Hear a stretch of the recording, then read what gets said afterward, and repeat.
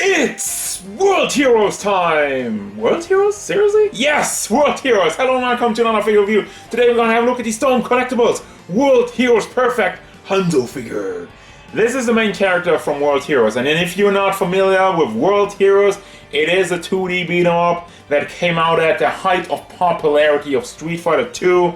And you could say it's a bit of a rip-off, but it has its own design, it has its own characters, and Stone Collectibles, in the fighting game frenzy that they are, said, you know what, we're also gonna pick that one up. And I say, hell yeah, give some love to some of the classics that might have been forgotten to some people, but not to me, so let's have a look at Hanzou. Jeez, I've been pushing this one back quite a bit, but there's always new stuff coming out, so I'm happy that I finally get around reviewing this guy, which I did not get around with my ring light just there. Stands about 7.5 inches tall. We're having the inches first today. That means he goes up to about 19 centimeters to the top of his Paul Phoenix hair. I don't know why I made the Paul Phoenix reference, because World Heroes came first. Anyway, look and detail of the figure. He does have the long spiky hair, and the camera would light up. Has a bit of an anime face. It looks nice. We do have some more where that came from. The paint on the bandana is not clean, unfortunately. It has tons of bleeding. I mean, it is small, and it does also seem like there is a bit of brown bleeding through. From what I can tell, they molded this entire piece probably in brown and then just painted over it over here. As such, we don't get the cleanest conversion, but it is what it is. Have a bunch of detail in the hair. I like how it's molded. I like the spikiness of it. Also in the back. It looks weird. It looks super wonky, but I love it. That's part of the charm of the World Heroes characters in general. And then you got the flappy shoulder pads on the side over here. And more, I don't want to say paint issues, but again, the white covering does not actually completely cover up the blue. There are some spots where it's still peeking through, unfortunately, but it's not the worst thing in the world. I love that they have like the mesh under there that is also molded on there. It's not just painted on there. You can tell there is some depth to it. Then you have the sword holder in the back and a bunch of wrinkles also in the gi. Makes it look nice, makes it look puffy. Maybe even a little bit too big, but it kind of was like that in the game from what I can remember. Then you got the armor plates on his arms, which you can rotate around, as it is usual with these Stone Collectibles. You could even slide it off if you wanted to make some custom work. And there is some shading on it. There are some darker parts on the iron plates, which makes it look that much more dynamic. I don't know. It makes it look better. I don't know why I said dynamic. I was looking for a word here. Looking for a big word to make myself seem smarter. But anyway, we got some more white. And is it just me or are there black spots in there? I thought at first that they didn't cover up, but they actually put some black spots in there. And they are very small and very random, so I don't really know what they were going for with that. And it does seem also like a little bit of shading in the wrinkles. It's very, very small details, which you don't really notice. I only look at them, like really looking at them closely. I see those things and I'm like, okay, didn't even notice that beforehand. Same for the legs, same for the pants. There is some of it. I don't know what's going on over there, but there is just a tiny bit of black spots in it. I love the mold here with the pants though, and it goes over nicely into the silver once more. And it does look very clean over there. Have some more dark parts. A lot darker here, almost look a little bit rusty in there, but it's cool. And also, oh, it has a swivel over there. And then the feet with some more iron plates and the plain white under there.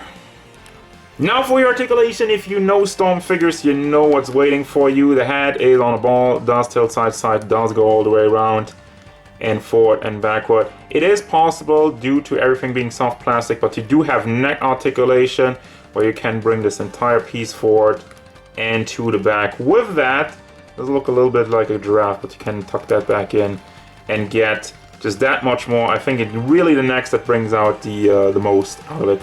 Then the floppy shoulder pads can be rotated over here. They are just packed in, I guess.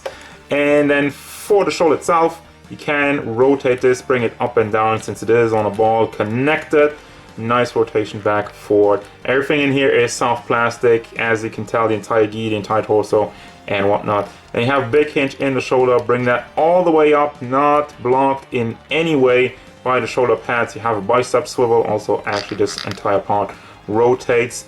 Obviously, bicep swivel, double hinged elbow, and the fist is on a ball hinge, back, forth, rotation all the way around. Problem with that is though, you always have to spin the entire plate with it because it is connected to this and not to the fist. And wow, the bandana is just packed in, so you can rotate that around. I guess that's why it fell out, because it was like, you forgot about me. You can rotate this around, and it falls off. And I don't know why the bandana has a voice like that. Chest articulation goes forward, goes to the back. You really have to fight all the soft plastic, but if you get it done, you get some decent articulation in there. Also does tilt side to side, has I think some rotation in there, but like I'm saying, it's really hard to get in there. Now for the hip part, that goes all the way around, and also I think the hips itself don't really move forward that much. Let me try that again. There we go. If you push your thumb over here, you can push it out, push it to the back, and that's really it. It's hard to figure out where the spots exactly are, but it's fine. It's doable. Leg moves forward, leg moves to the back, leg moves out to the side, rotation in there, double hinged knees, and as I noticed, there's a swivel over here, nicely hidden, looks very clean, and a beautiful pivot for the foot, forward, back, and a toe hinge, which doesn't really get that much range, but it is there for some more poses. So for your accessories, we got a bunch of stuff, and it's one of the reasons why this figure is one of the more expensive Storm collectibles. But I'll get to that in a second. Looking at the face sculpts, one yelling face, one angry gritting teeth face. Both look pretty darn good. I like it. Then he got like a lot of see-through plastic, and wow, look at how that spins. Yay!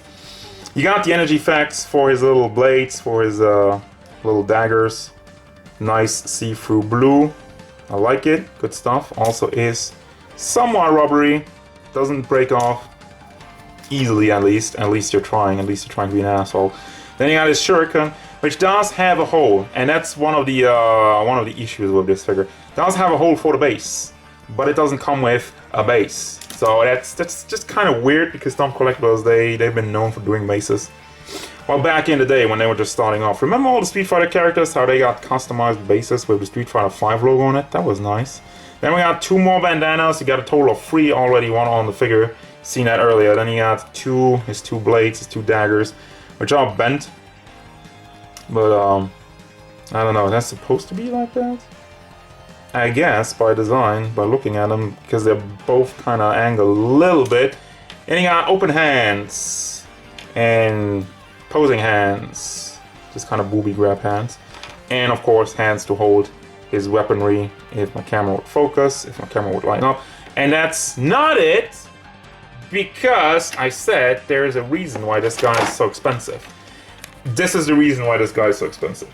You got a dragon energy effect, which comes in pieces. It's pretty sturdy, actually. It's kind of heavy, and it's impressive. So let's have a look at how this one gets together. And here is the big mighty dragon, probably the biggest energy effect I've ever had in my hand, honestly. It is nicely sculpted, has tons of detail. I couldn't really connect it properly. I had to heat it up with a hairdryer, so I recommend doing that if you're having trouble with it, but it does look awesome, man. I mean, like, there's tons of detail in it. Like, look at all the teeth and the tongue sticking out of it. It's a great piece. It's a great piece, but just like with the other energy effect, the problem is it's not really doing anything unless you have a base. I mean, this is for his uppercut, and you're supposed to kind of just slide him in.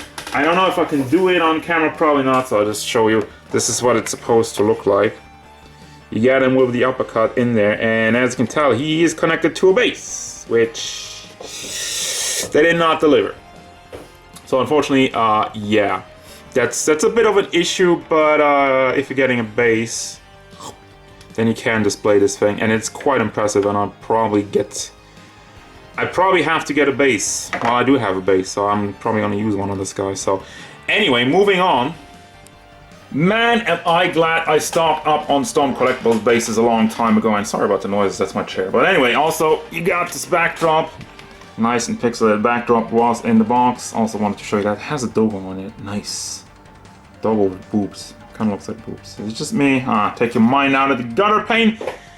This figure is awesome. Yeah, obviously, Storm Collectibles does it again, bringing some obscure IP back to life with this figure. The Articulation is a Storm Classic. I'm going to call it the Storm Classic at this point because the Articulation doesn't really change much from figure to figure, but it works. It gets the job done. It gets some really cool poses. And with this one, they blew it out of the water with the accessories. Obviously, this dragon is amazing, and I want to display him like this probably forever because I love it. And it just looks so good. And obviously, that's the main reason. That is probably the biggest issue with the figure. He is expensive. He's like I think 90 bucks or 100 on retail. Obviously, depending on where you live, you have to add shipping and whatnot. But yeah.